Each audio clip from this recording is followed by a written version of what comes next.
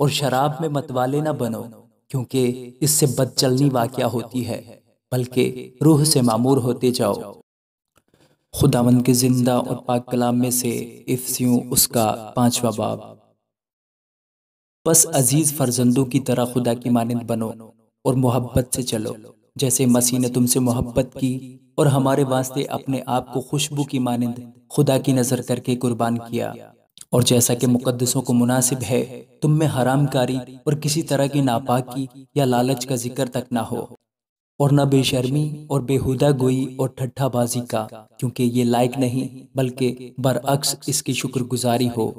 کیونکہ تم یہ خوب جانتے ہو کہ کسی حرام کار یا ناپاک یا لالچی کی جو بت پرست کے برابر ہے، مسیح اور خدا کی بادشاہی میں کچھ میراث نہیں۔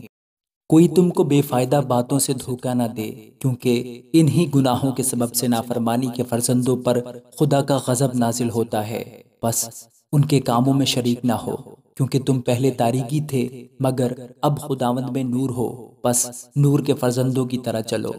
اس لیے کہ نور کا پھل ہر طرح کی نیکی اور راست بازی اور سچائی ہے، اور تجربہ سے معلوم کرتے رہو کہ خداوند کو کیا پسند ہے، اور تاریکی کے بے پھل کاموں میں شریک نہ ہو، بلکہ ان پر ملامت ہی کیا کرو، کیونکہ ان کے پوشیدہ کاموں کا ذکر بھی کرنا شرم کی بات ہے۔ اور جن چیزوں پر ملامت ہوتی ہے وہ سب نور سے ظاہر ہوتی ہیں، کیونکہ جو کچھ ظاہر کیا جاتا ہے وہ روشن ہو جاتا ہے۔ اس لیے وہ فرماتا ہے، اے سونے والے جاگ اور مردوں میں سے جی اٹھ، تو مسیح کا نور تجھ پر چمکے گا۔ بس غور سے دیکھو کہ کس طرح چلتے ہو، نادانوں کی طرح نہیں بلکہ داناؤں کی مانند چلو، اور وقت کو غنیمت جانو، کیونکہ دن برے ہیں۔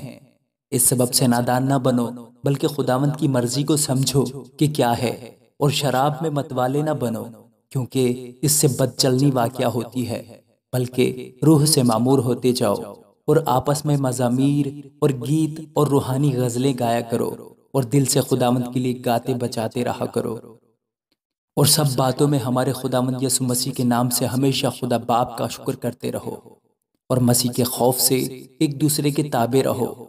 اے بیویوں، اپنے شوہروں کی ایسے تابع رہو جیسے خداوند کی، کیونکہ شوہر بیوی کا سر ہے، جیسے کہ مسیح کلیسیا کا سر ہے، اور وہ خود بدن کا بچانے والا ہے۔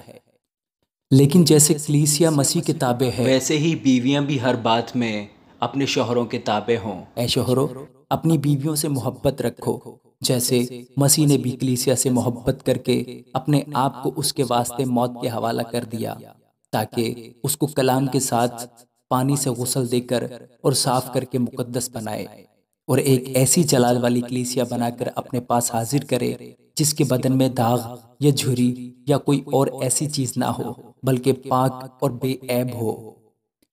اسی طرح شوہروں کو لازم ہے کہ اپنی بیویوں سے اپنے بدن کی مانند محبت رکھیں۔